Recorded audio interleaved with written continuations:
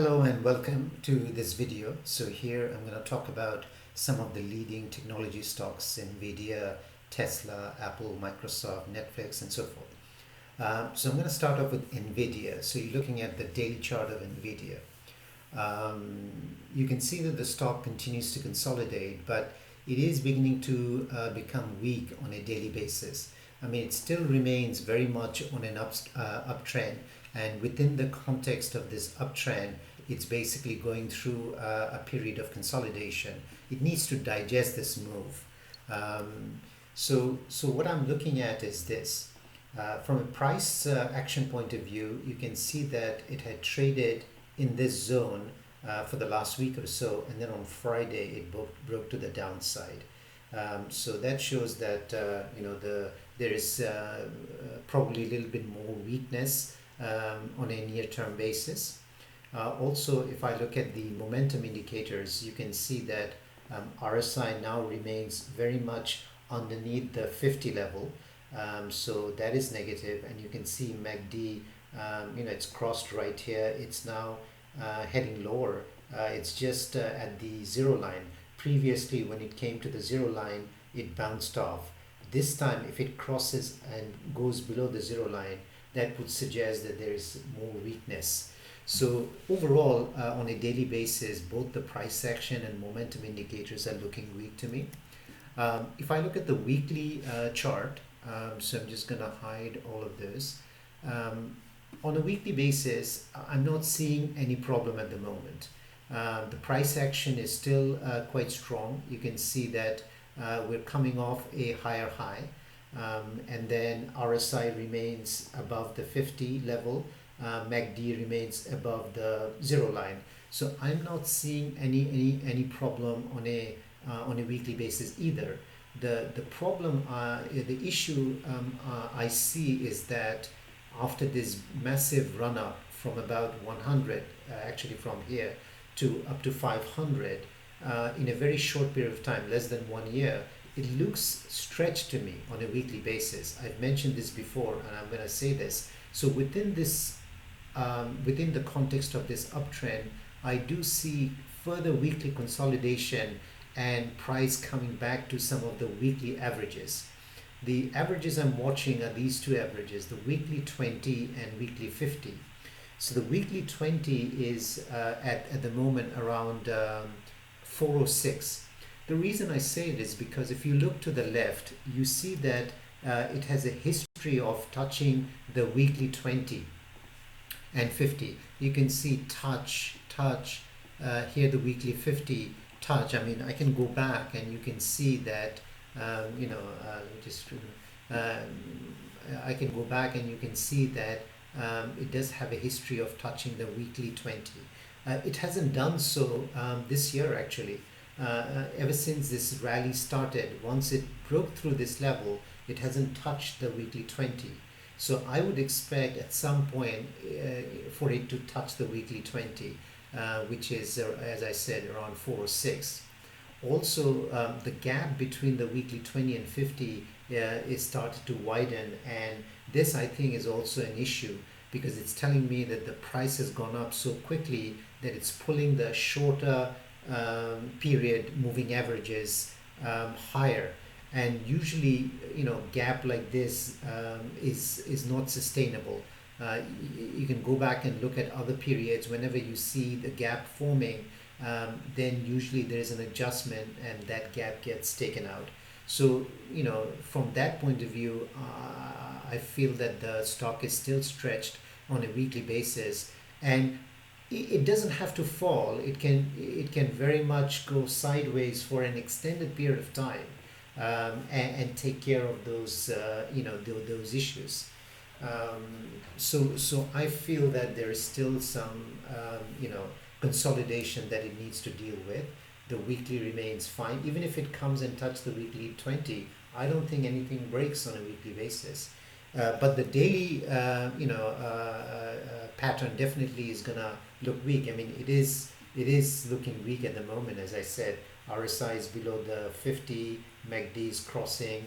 The weekly 20 is around right here, which is basically where the previous where it fell to in August. So that's basically where the weekly 20. So even if it falls to this level on a weekly basis, it's not going to do any damage. But obviously, your daily chart is going to look kind of weak.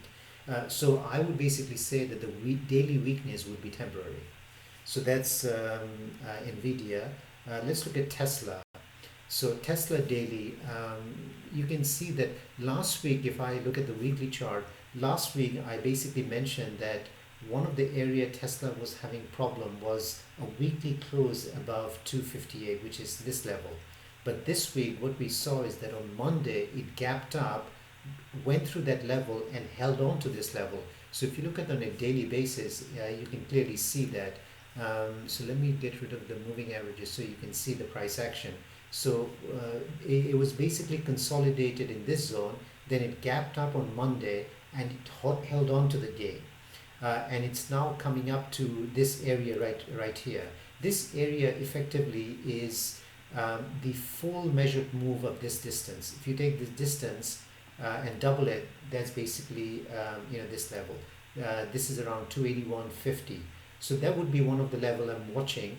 Also, I'm looking at this gap also to see whether it wants to fill that gap. But it's entirely possible that once it reaches, maybe it consolidates, there's a shallow pullback and then it goes. Because, it is basically, it's gone up quite a bit. Maybe it needs some weekly consolidation. If you look at the weekly chart, so here's the weekly chart, and then the question is whether it wants to pull back and retest this level right here and then do something like this, so that that the weekly chart will look like this. Overall, I think the weekly chart looks fine to me. This has the potential to become another weekly higher low, but once it takes out this level. But if it basically does something like this and closes underneath, then that's a problem. So we'll see. I'm not seeing that at this point. I like what I see in terms of price action and as well as the momentum. So let's see what happens going forward. But as I said, 282.50 is the first level I'm watching. If there is any profit taking, it could happen at this level. And then support right now is this level right here, which is around 260. So something like this, I would say would be quite quite positive. After forming this low, a higher daily higher low, another higher low. So if it does something like this, I think that's fine, and I think that that would be it would be very, very constructive. So that's Tesla as far as I'm concerned. Apple. So let's look at Apple on a weekly basis, because last week I basically mentioned that. So this was the nasty candle. The low of this candle is 339. So I said that Microsoft needed to get back above this level. So it came to this level, and we see there's some pullback. This level also coincides with the highs right here from October. So it hasn't been able to close above this level. So what I'm expecting, maybe it shallow pullback and does something like this, or maybe full pullback to this level and does something like this and takes out this level. The worst outcome is if it closes underneath this level and then forms a lower high. Then what happens? The weekly pattern starts to look weak. And you also have this weekly 20 EMA. So previously it pulled back to this level. So I'm wondering whether it wants to retest this level, because you can see that on the left hand side, rally, pull back, it always pull back to the weekly 20. So if it wants to do that again, pull back to the weekly 20 and then go up, that's fine too. The weekly 20 is around 321.50. So that's as far as Microsoft is concerned. But the weekly chart still looks fine to me. I'm not seeing any kind of breakdown or deterioration. Microsoft. So let's look at Netflix on a weekly basis. I'm just going to look at these on a weekly basis. So here's Netflix. Now Netflix has been falling this week. It lost almost 10% because the management made some comment that the revenues from advertisements are not going to be significant portion yet. So the market didn't like it. So last week I talked about this candle. This was a nasty looking candle, and this level was basically the 50% move of this candle, and this is basically where I basically said it was struggling, and then we see some pullback, and what we see is that it closed right at the previous weekly swing low. So this is an important level because you can see that this area was a resistance right here, and it closed right this. So a decision time, the question is, does it bounce from here or does it fall and close underneath this level? And if it closes underneath this level and forms a lower high, that would not be good. Also on a weekly basis, look at where RSI is. It closed right at the 50 level. 50 level was a support right here. You can see that during the rally right here, 50 level was support a number of times. And then during this big decline, once the 50 level was breached, and then we saw a massive pullback. So I'm watching to see whether RSI is going to hold the 50 level. If so, all is still good, and whether the price closes underneath this level. So that's as far as Netflix is concerned. Meta, let's look at Meta next. So last week I basically mentioned that 300 was a important weekly level, so that it didn't close above 300 for 3 weeks in a row. See this candle, these three green candles struggled to close above the 300 level. So this week it traded above 300, and guess where it closed? Right at 300, 300.31. So let's call it 300. So it still hasn't made a decisive close above this level 300, which was the previous support level. It has fallen below. Now it's kind of struggling to get back above this level. The question is whether this level is going to act as a resistance eventually, and then do something like this or do something like this. Falling underneath this level and forming a lower high is not going to be good. On the other hand, if it wants to pull back to this level and then make an attempt at taking out the 300, that's fine too, but that's yet to be resolved. So watch the 300 to see whether or not it can give us a close above 300. If so, then this one comes into play, but so far we haven't seen it. So that's Meta. Let's look at Apple next. This is a very interesting position right now. Apple finds itself. You can see that after this decline rally, and now it's been pulling back to the previous low right here. So the question is, whether Apple wants to form a double bottom right here and do something like this, or whether it wants to break below and form a lower high. So we don't know that. We'll find out.